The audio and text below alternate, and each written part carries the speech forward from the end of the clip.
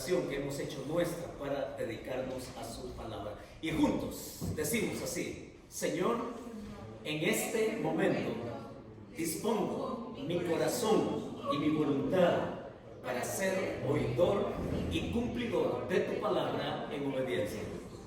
Guíame con tu Espíritu Santo para ser transformado a la imagen de tu Hijo. Decimos amén.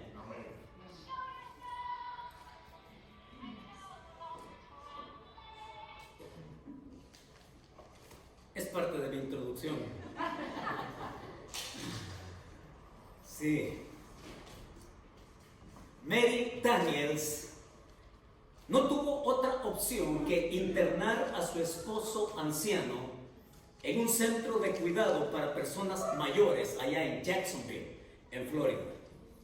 Su esposo Steve fue diagnosticado con Alzheimer hace 7 años y este centro de cuidado para personas mayores se convirtió en su nuevo hogar. Pero Mary lo visitaba todos los días. Ella pasaba buen tiempo con él y al final del día ella lo preparaba y lo dejaba listo para que descansara durante la noche. Pero cuando vino la pandemia, esto del coronavirus, todos sabemos, los centros de salud restringieron las visitas de todos aquellos, familia y amigos, para prevenir la propagación del COVID en personas en condición vulnerable. Así es que este centro no fue la excepción y también clausuró el ingreso de las visitas en ese lugar. Y el 11 de marzo del año pasado fue la última vez que Mary vio a su esposo, por última vez como visitante. Mary vivía preocupada porque su esposo pasara tanto tiempo solo y dijo que estaba desesperada de encontrar cualquier manera que pudiera para entrar y verlo. Así es que ella quería estar conectada porque decía, nos separaron para salvar la vida de estas personas. Pero resulta que la soledad en este tipo de personas en condición de demencia avanzada como lo tenía su esposo, de todas maneras podría morir por estar solo. Porque esta gente, dice ella, necesita interacción, necesita conversar, necesita que se les toque, necesitan que ellos sientan que son amados. Y todo eso se restringió por la pandemia. Pero un día recibe una llamada telefónica de la oficina de la administración de ese lugar y le dijeron que había un trabajo disponible y que si ella podía considerar tomarlo. Y ella estaba dispuesta a recibir cualquier clase de trabajo con tal de estar adentro y de poder ver a su esposo. Y bueno, finalmente el trabajo que le concedieron fue de lavar platos en la cocina. Ese fue el trabajo de Mary. Pero ese trabajo le permitió ver a su esposo nuevamente a diario. Ella decía, vale la pena lavar platos, porque vale la pena mi esposo. Porque es así como él se puede sentir amado, decía ella. Y es que, hermanos, cuando pensamos en sentirse amado en condiciones como esta, creo que podemos entender un poco más el amor.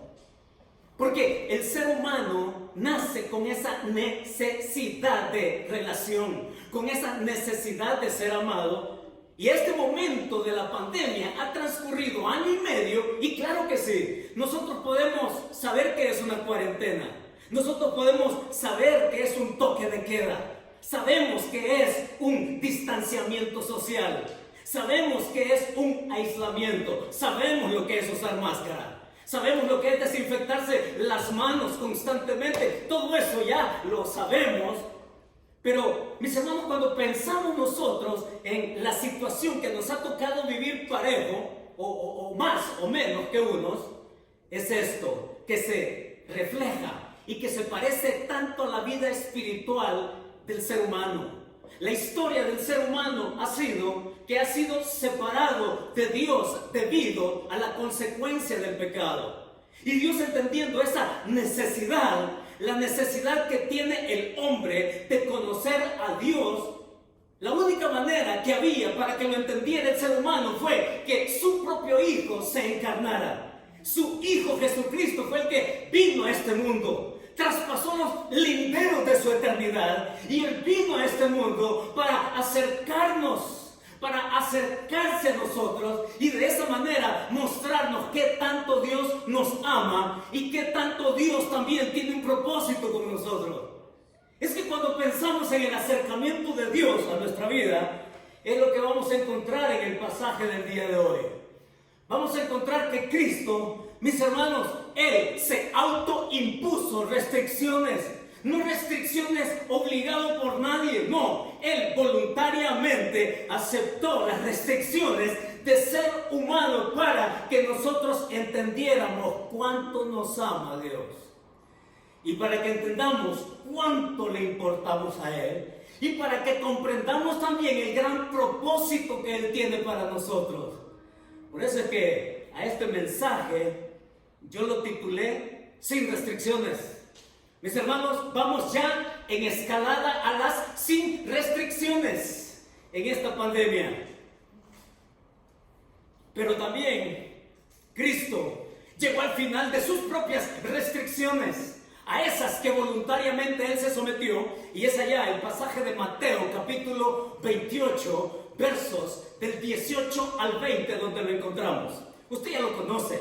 Dígame, ¿cómo es que conoce usted normalmente este pasaje? ¿Qué ha oído usted de este pasaje, de cómo popularmente se le ha conocido? ¿Lo recuerda? ¿Lo sabría decir? Se conoce como la gran comisión. Pero prestarle el cuidado debido a este texto, mis hermanos, no hay gran comisión si primero no vemos la gran afirmación que Jesucristo hace.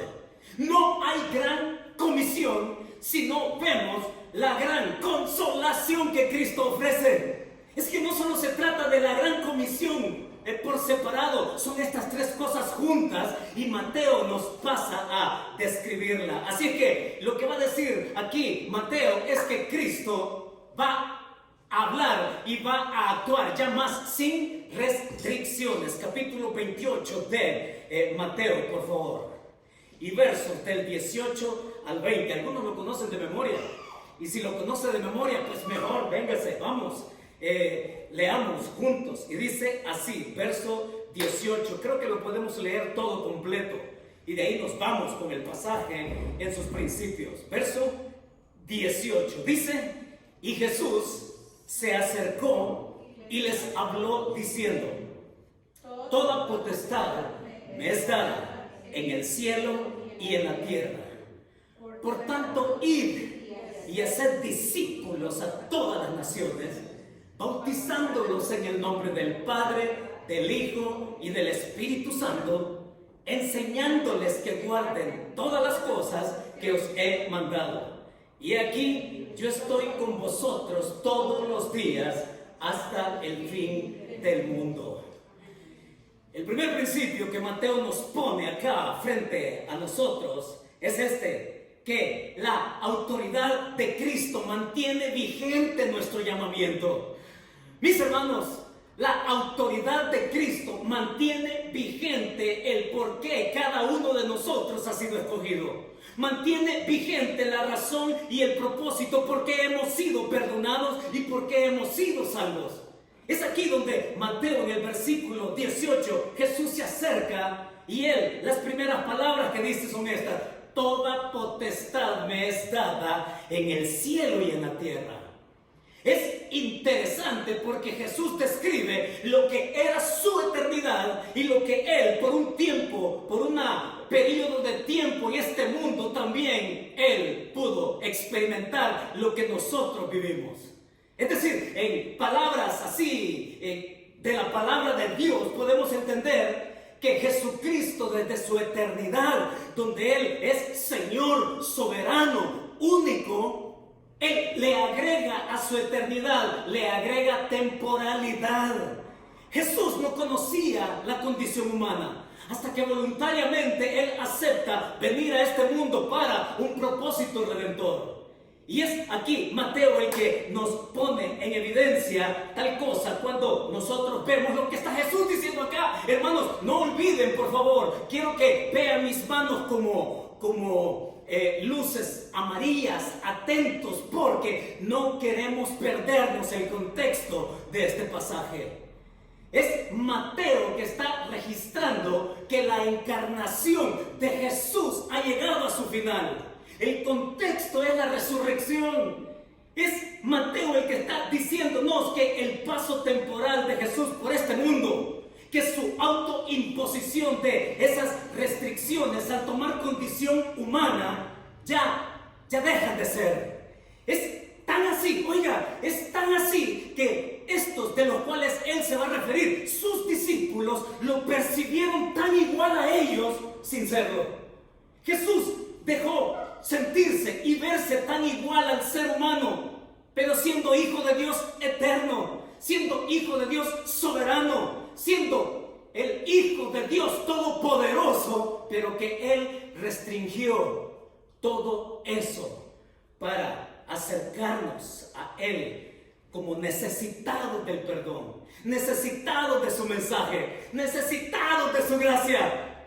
Y es Mateo que dice que Jesús todas esas restricciones las terminó en su condición humana, cuando Él finalmente terminó en la cruz, cuando terminó en una tumba. Así es que Él, Jesucristo, en carne viva, mis hermanos, en carne viva, Jesús llegó hasta el final de su encarnación, y por eso es que la autoridad es tanto suya en el cielo como en la tierra. Amén por eso. Porque Jesús termina el por qué Él se encarnó, y entonces Él nos muestra también en el pasaje esto otro, es que termina su encarnación, pero comienza también, y Jesús le da seguimiento al por qué ellos aquí fueron escogidos. Jesús encamina este propósito de elección, de por qué cada uno de los que están aquí reunidos les dijo en cada ocasión, sígueme, y le dijo el otro, sígueme. Y que ellos en algún momento de dudas, Jesús les iba mostrando quién era Él. Jesús se iba descubriendo quién era Él. Y Jesús les mostró cuánto dominio tenía Él sobre aquellas cosas que parecían imposibles. Podemos recordar la autoridad del Hijo cuando sana a un paralítico. Podemos recordar la autoridad terrenal del Hijo cuando trata con los demonios. Podemos recordar la autoridad del Hijo cuando tiene dominio sobre la naturaleza, diciéndole a una tormenta, calla. Podemos recordar la autoridad del Hijo cuando levanta de entre los muertos a una niña, cuando levanta de entre los muertos a un Lázaro. Es Jesús que está llevándoles a ellos a la cúspide, que entendieran quién era el que los había escogido. Es Jesús que los encamina al futuro. Jesús en un momento dado les dice a ellos, ¿saben qué? Edificaré mi iglesia y las puertas del Hades no van a prevalecer contra la iglesia, esa nueva comunidad de fe que por primera vez ellos escuchaban y que por primera vez Jesús también la revela. Edificaré mi iglesia. Jesús es el fundador suyo y mío, mi hermano. Jesús es el fundador de la iglesia, esta iglesia militante como le conocemos, esta iglesia perseverante, pequeña, junto con todas las demás que se congregan y confiesan el nombre de Cristo. Mis hermanos, el gran autor, el gran generador y el gran, iniciador de esta iglesia, solamente se llama Jesucristo. Y Él, para que vean cuánta importancia tiene ese propósito, entonces Él pone la credencial última. Él pone la credencial última porque todo este pasaje está envuelto, mis hermanos, en la resurrección. En la resurrección es donde Él, Jesucristo, dice, ¿saben qué? Ya no hay más restricciones conmigo. Soy Señor desde la eternidad, soy Señor en la tierra, porque Él, la gran señal, el gran distintivo y la gran prueba que Él superó, insuperable en la opinión de muchos, fue que Él se levantó de entre los muertos. Él tiene dominio sobre la muerte, Él tiene dominio sobre el pecado. Y es por eso es que el Señor mismo lo dijo. ¿Cómo es que la muerte puede retener al autor de la vida? Jesús es el autor de la vida. Mis hermanos, nos encaminamos entonces a algo fuerte acá en este pasaje, porque tenemos que ver la resurrección, su muerte, al tener la copa, al tener el pan. Es que no podemos recordarlo mejor en este momento como decir: Señor, moriste en la cruz por mis pecados. Señor, mi fe en ti se confirma porque tú ya no estás en una tumba. Señor, aquí me tienes y sigo perseverando. Y Señor, aquí yo entonces vengo a algo que puede ser práctico para nosotros. ¿Qué es lo práctico? Lo práctico es esto, hermanos. La resurrección nos da testimonio de el propósito que nosotros seguimos teniendo al ser salvos. Es la resurrección de Cristo que nos da propósito y nos mantiene vigentes al llamado. Entonces sí, es que no podemos pasar a lo segundo sin antes ver lo primero. Y lo primero es la gran afirmación de Jesucristo a sus discípulos en este lugar: toda autoridad me ha sido dada en el cielo y en la tierra. Y ante semejante afirmación, lo que sigue es una gran comisión, que es la que encontramos ahí en los versículos 19. Por tanto dice: id y haced discípulos a todas las naciones, bautizándolos en el nombre del Padre, del Hijo y del Espíritu Santo. Ahora, ¿qué es el principio? El segundo principio que tenemos acá es este: la gracia redentora merece ser conocida por otros. La gracia redentora merece ser conocida por todos. Mis hermanos, préstele atención al pasaje, por favor, porque una de las cosas que yo he oído con respecto a la misión es que perdemos de vista el contexto. Y note el contexto, por favor. Y el contexto tiene dos cosas importantes para nosotros el día de hoy. La primera es el lugar. Y la segunda, mis hermanos, es la resurrección que ya hemos mencionado. Dice allí en el versículo 16, note por cierto el contexto: pero los 11 discípulos se fueron a Galilea, al monte donde Jesús les había ordenado. Ellos están en Galilea. Hermanos, estamos hablando que todos los acontecimientos de la pasión de Cristo ocurrieron ¿dónde? Ocurrieron en Jerusalén, allá en Judea. ¿Por qué Jesús les manda a ellos a ir a Galilea? Porque tal cual se lee aquí, nótelo ahí en el versículo 7, precisamente el día de la resurrección, cuando estas mujeres van temprano a la tumba y quieren ver y preparar el cuerpo, sucede que no lo encuentran. Y pasa que un ángel se les aparece y ese ángel le dice: ¿quién buscáis? No está aquí, miren, la tumba está vacía. Y el ángel ahí en el verso 7 les dice: he aquí, va delante de vosotros a Galilea, allí le veréis, he aquí, os lo he dicho. Es el ángel que le da instrucciones a ella, que le comuniquen al resto de los discípulos que donde Cristo se quiere encontrar con ellos es en Galilea. Pero lo interesante del pasaje, préstele atención, porque en el versículo 9, después que el ángel les anuncia tal cosa, es Jesús mismo que se aparece a estas mismas mujeres y también le dice exactamente lo que el ángel ya les ha dicho. En el versículo 9, después que las saluda y ellas lo ven y que lo abrazan, lo adoran, en el versículo 10 dice Jesús: no temáis, id, dad las nuevas a mis hermanos para que vayan a ¿dónde? A Galilea, y allí me verán. Es Jesús que está, oiga, resurrección o post-muerte, indicándoles dónde Él se quiere reunir con ellos. Pero también previó a su muerte. Miren el capítulo 26, verso 32. En esa noche de la traición, en esa noche de la captura, en esa noche donde Cristo es apresado, traicionado, pesado, y decir, este es Jesús. En esa noche les dice a sus discípulos, cuando les habla de su muerte, también les habla de su resurrección. Y en el capítulo 26, verso 32 dice, pero después que haya resucitado, iré delante de vosotros a Galilea. Antes de morir, después de morir, Jesús insiste en que ellos vayan a Galilea. Y usted se pregunta con toda normalidad, ¿por qué Jesús los quiere llevar a Galilea? ¿Por qué Jesús les tiene que decir esto del versículo 19? Allá, cuando se los pudo haber dicho allá en Jerusalén. ¿Por qué este grupo de discípulos tiene que recorrer toda esa distancia de sur a norte hasta Galilea para escuchar las palabras que están dichas acá? Atención, hermanos, porque Mateo es el único que registra precisamente de todas las apariciones que se comentan en los otros evangelios.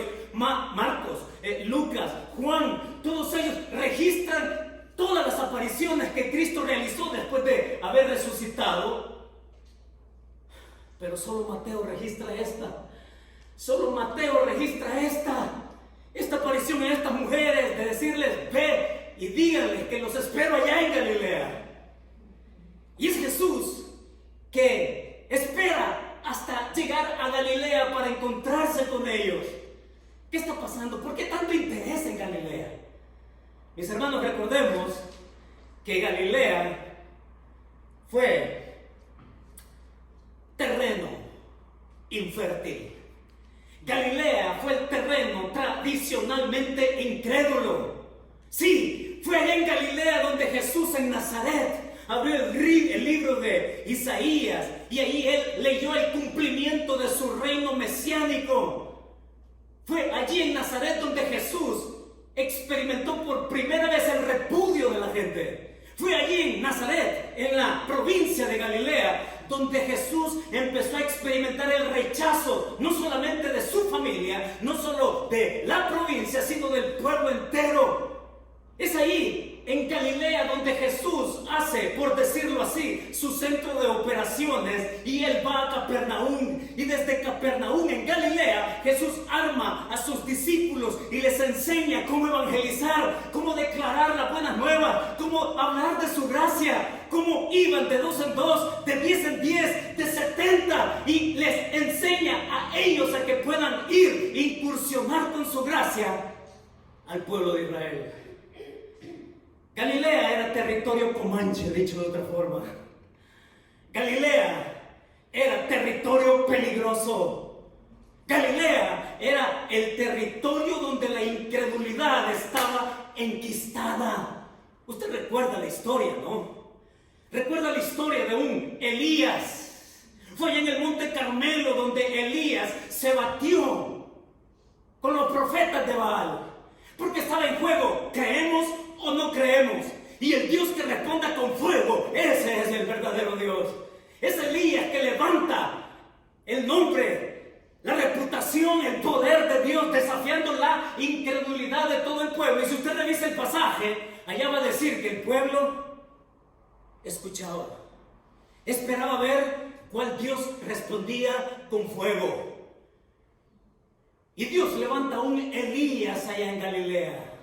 Usted recuerda la historia del pasado, de esa mujer viuda de Sarepta, también en el norte de Israel.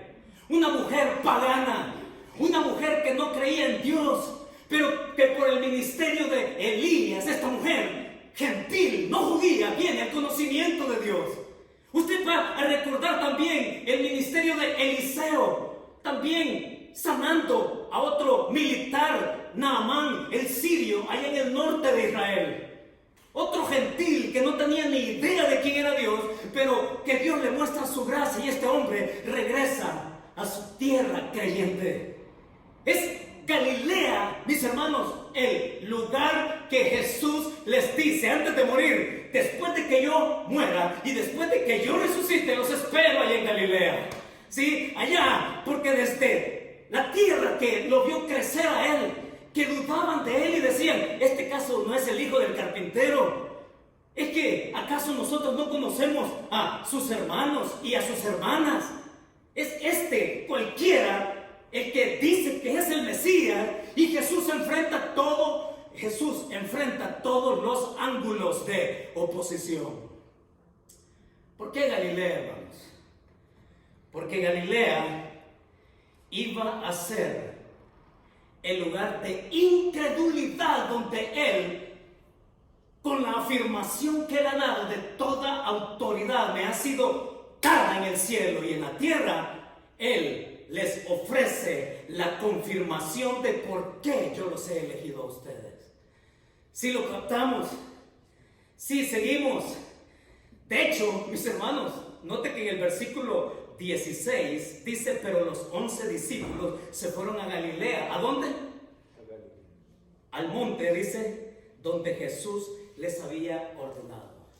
Algunos opinan que el monte acá es el monte aquel donde Jesús también se transfiguró. Es allá donde los discípulos, Pedro, Juan y Santiago, lo vieron a él transfigurarse. Vieron apenas una pequeña parte de su gloria, y algunos nos sugieren que el monte acá es el monte Tabor, que es donde Jesús se transfiguró, pero que ahora lo están viendo en su esplendor glorioso. Es Jesús el resucitado, es Jesús el que ya no está muerto, es Jesús el que ya no entiende límites, es Jesús el que los comanda a ellos a ir. Sí, mis hermanos, es esa gloriosa vida de Jesús que comenzó allá en la eternidad y que va de regreso a ella. Sí, va de regreso a su hábitat natural, la eternidad, su hábitat natural, su gloria. Y ahora Él se deja ver tal cual, mis hermanos, y tal cual nosotros también hemos de verlo cuando Él aparezca por nosotros por segunda vez. Amén a eso. Seremos semejantes a Él porque le veremos tal como Él es. En otras palabras, atención, hermano, porque si esto nos retuerce el alma, pues que nos retuerce también los sentidos, porque Jesús, cuando hace el milagro de la resurrección, mis hermanos, la resurrección de Cristo es porque Jesucristo mismo es el milagro. Eso es lo que Mateo quiere poner frente a estos discípulos ahí al hablar que se iba a encontrar con ellos en Galilea. Es Mateo que dice que los milagros todos que nosotros podamos registrar de Jesús y comentarlos y hablarlos, los milagros siempre tuvieron que ver con otras personas, para beneficio de otras personas. Pero este milagro, Jesucristo en sí, en su propia persona, es el milagro que necesitamos. Y el milagro allí se da, y dice el versículo que algunos dudaban. No es para menos. De hecho, Jesús en su cuerpo transfigurado era Él y al mismo tiempo no era Él. Ese cuerpo transfigurado, milagroso, glorioso, era Él y al mismo tiempo no era Él. Pero mis hermanos, qué interesante que Jesús toma la iniciativa. Y por eso es que Mateo dice: y acercándose a ellos. Es que cuando Cristo se acerca a mí, mis dudas se disipan. Es que cuando se acerca a mí, y la manera en cómo Cristo se acerca a mí, entendiendo mi necesidad, entendiendo mis vacíos, entendiendo mis preguntas, todas mis dudas se disipan cuando yo vengo y lo conozco a Él en su palabra. De hecho, hermanos, recordemos la transfiguración de nuevo, que hay en ese evento hermoso, precioso, único, es que aparece junto a Jesús Moisés y aparece Elías. Moisés, que representa la ley, y Elías, que representa los profetas. Todas las escrituras antiguo testamentarias reflejadas en esos dos hombres. Y estos dos hombres, Moisés y Elías, en esa transfiguración, validando todo lo que el Antiguo Testamento decía acerca del Señor. es que nuestras dudas se pueden disipar cuando nos acercamos a Él, cuando lo aprendemos a conocer a Él. Por eso es que habla de ir y hacer discípulos a todas las naciones. Y la manera en cómo se hacen los discípulos, hermanos, tengámoslo así: uniformémonos y etiquetémonos todos por igual, porque un discípulo es un aprendiz. Declarémonos aprendices del Señor. Declarémonos como personas necesitadas de conocerlo más, especialmente en los trajines de nuestra vida. Aprendamos a conocerlo a Él, porque dice ahí el pasaje: hacer discípulos a todas las naciones. Y lo primero que va a decir acá Mateo con respecto a eso va a ser bautizándolos. Ya no va a ser a la usanza de Juan el Bautista en el mensaje que él declaró acerca del Mesías previo a que él llegara. Porque el mensaje de Juan el Bautista era: arrepentíos y bautícese cada uno y crean en aquel que viene. Crean en aquel del cual yo ni siquiera soy capaz de desatarle las sandalias. Arrepiéntanse y crean en el que viene. Ese era el mensaje de Juan el Bautista. Pero cuando Cristo y Mateo registra acá que hemos de bautizar, es porque, mis hermanos, ya no hay a nadie a quien esperar. Ya no. Ahora somos llamados a creer en el que ya vino, a creer en el que ya consumó todo, a creer en aquel que lo dio todo, a aquel en el cual se restringió para venir y acercarse a mí, a nosotros, y entonces comprobar, mis hermanos, porque es aprendiendo de Él que comprobamos. De hecho, estos que dudaban, al final comprobaron quién era Jesús. Es que la vida de Cristo, si la recordamos bien, como el relato bíblico la explica, la vida de Cristo se circunscribió solamente en el pueblo de Israel. Nunca Jesús traspasó fronteras. Nunca Él fue más allá de su propia tierra. Y es Jesús que desde su provincia, Galilea, les está diciendo: ¿saben qué? La gracia mía no es solo para un pueblo que se dice ser escogido. Mi gracia es para todo el mundo. Mi gracia es para que otros la conozcan. Y mis hermanos, es así como transcurre la vida de Jesús y sus discípulos paralelamente. Ellos lo van viendo, lo van escuchando, lo van sintiendo y van entendiendo dónde está el corazón de Jesús. Es Jesús que en ese enseñar y en ese aprender les muestra lo equivocado que están en sus esquemas raciales. Es en ese caminar y vivir con Él que ellos se dan cuenta de lo equivocado que están en sus conceptos culturales, sociales, políticos incluso. Sí, Él tenía de discípulo a un celote, a un guerrillero contra Roma. Sí, Él tenía allí a gente campesina. Sí, tenía gente iletrada. Sí, tenía gente que creía que culturalmente no podía entrar a la casa de un gentil porque era judío. Es Jesús que lo confronta con sus conceptos equivocados. Cuando se trata de enseñar y cuando se trata de aprender, hermanos, ¿acaso no es lo mismo que nosotros tenemos que tener eso en nuestro corazón? Y eso que no hemos mencionado su genealogía.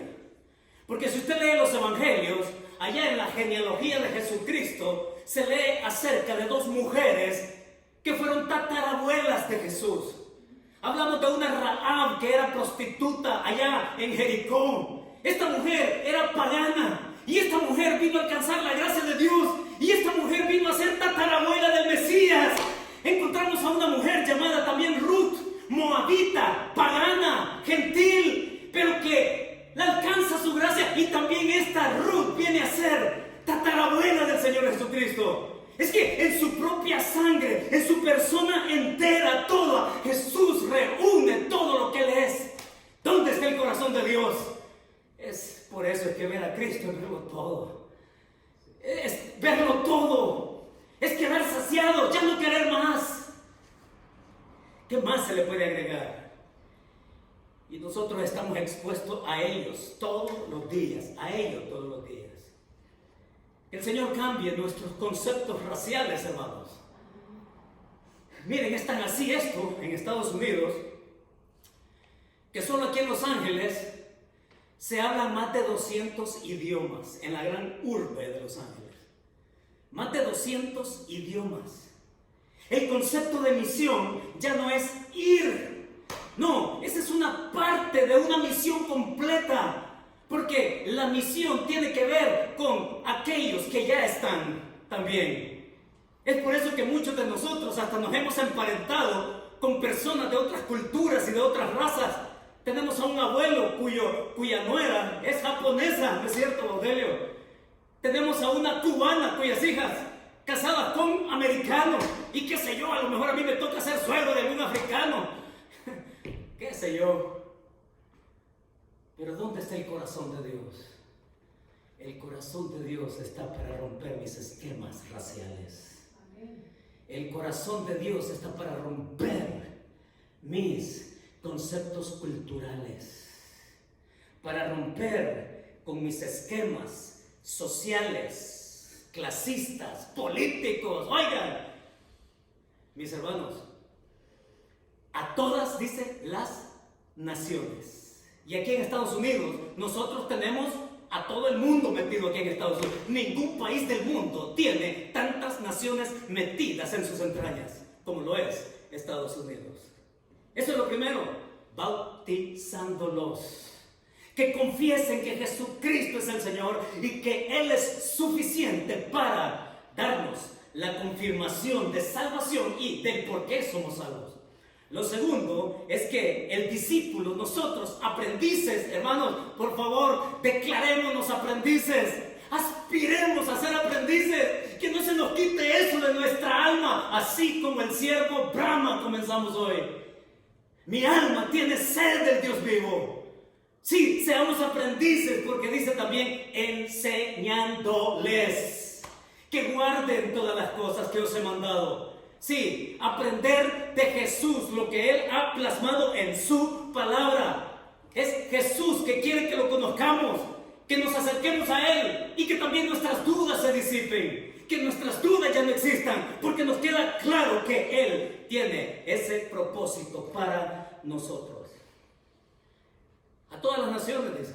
¿Qué hace usted para animarse? Yo le pregunto, ¿cómo comprueba usted que está en buenas condiciones físicas? ¿Cómo comprueba usted? Le voy a decir cómo compruebo yo, cómo compruebo yo que mis condiciones físicas están bien. Ustedes que nos han visitado en casa y que han tomado la Wheeler y luego la Golden Hills, llegan a nuestra casa y todo va en pendiente, ¿sí? Subiendo por la Wheeler y Golden Hills. Pero si usted sube por Baseline y Esperanza, ahí es otra cosa.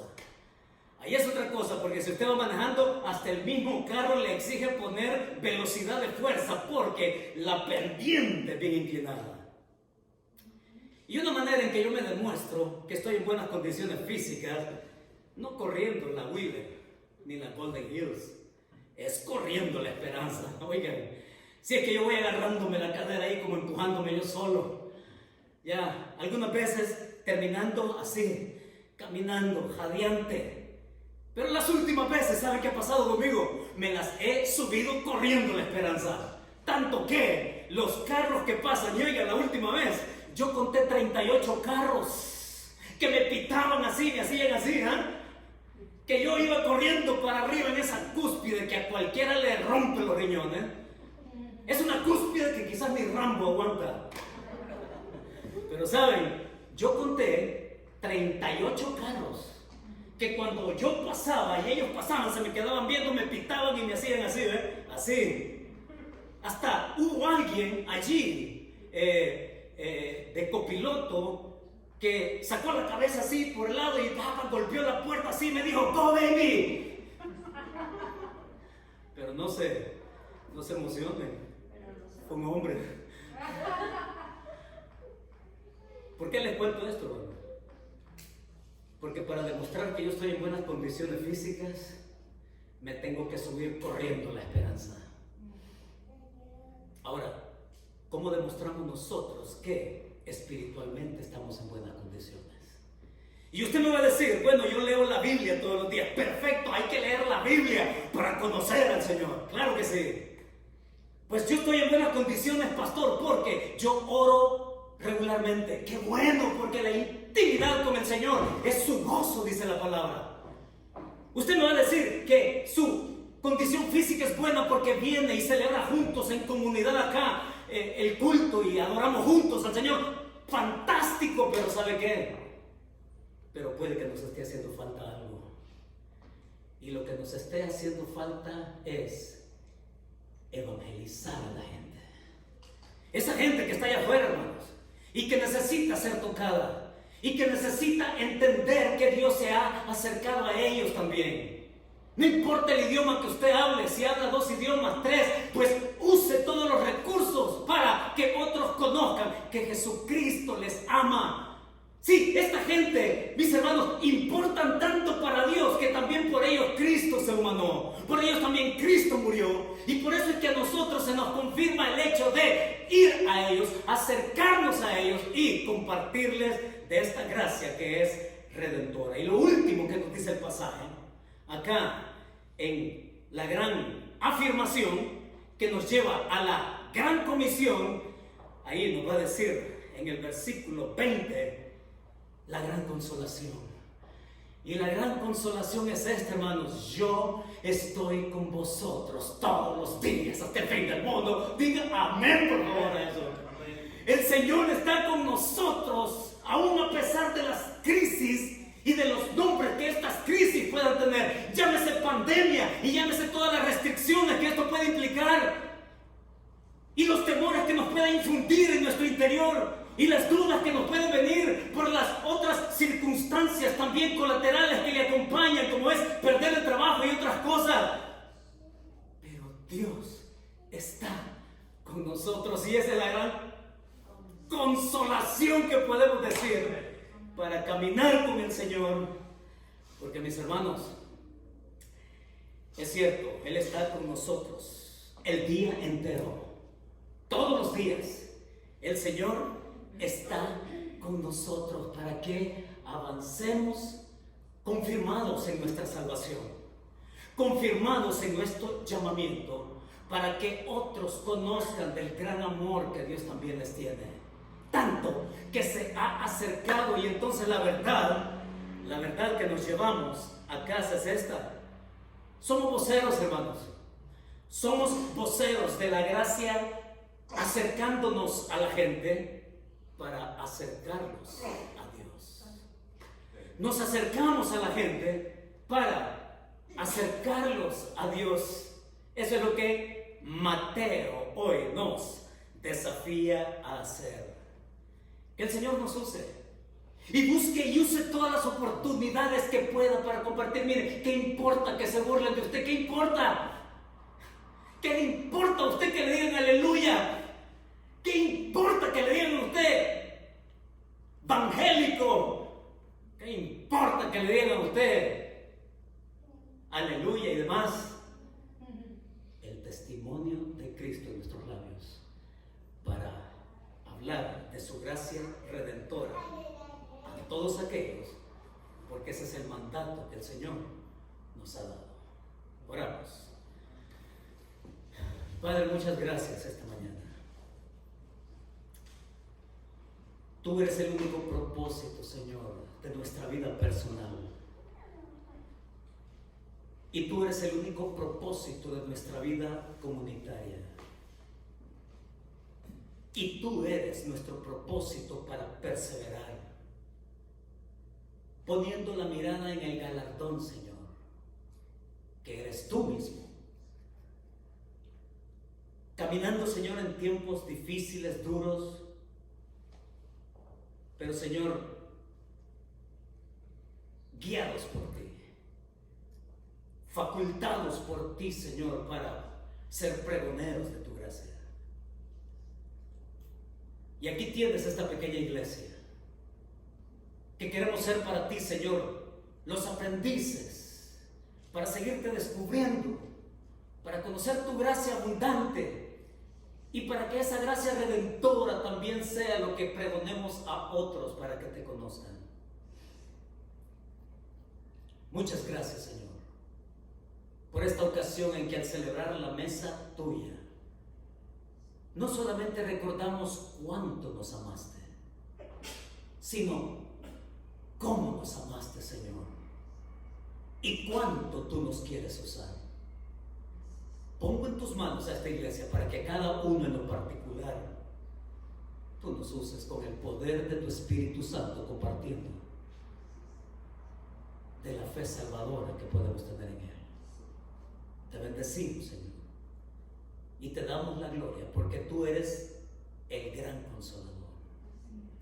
Porque tú, Señor, por fe creemos que nos vas a llevar a una semana que, si bien puede tener sus retos, podemos, Señor, tener la gran consolación de tu presencia. Bendito sea tu nombre, Señor. Muchas gracias, porque ¿a quién más podemos ir si solo tú tienes palabras de vida eterna? Bendito sea tu nombre, Señor.